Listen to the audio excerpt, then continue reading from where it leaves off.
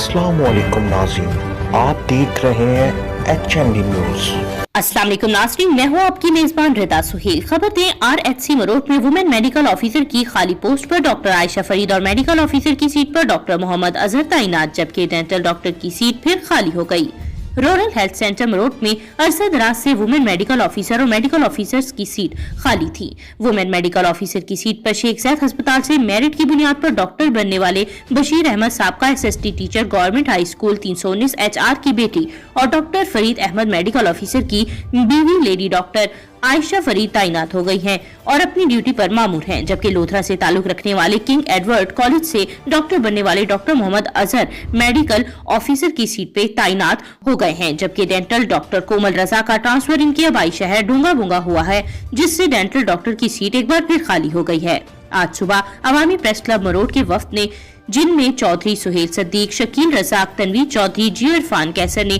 Chaudhary Ghulam Qasim Qasmi, chief commander Awami press club Marot, CEO Chaudhry group of companies की क़यादत में दोनों डॉक्टर्स से मुलाकात की, मुबारकबाद दी, फूलों के गुलदस्ते और मिठाई पेश की, चार्ज संभालने पर वेलकम किया। इस मौके पर मेडिकल ऑफिसर्स फरीद अहमद, वासिफ इरफान, मुजाहिद अब्बास करमानी और क्लर्क शाहिद इकबाल, जाहिद इकबाल और इत्तेहाद मीडिया के राशिद महमूद भी मौके पे मौजूद थे। अवामी प्रेस क्लब मरोट के वफ्द ने नए तैनात होने वाले डॉक्टर्स के लिए नेक ख्वाहिशात का इजहार किया और उम्मीद जाहिर की कि इंशाअल्लाह दोनों डॉक्टर्स अवामी खिदमत बिला तफरीक जारी रखेंगे।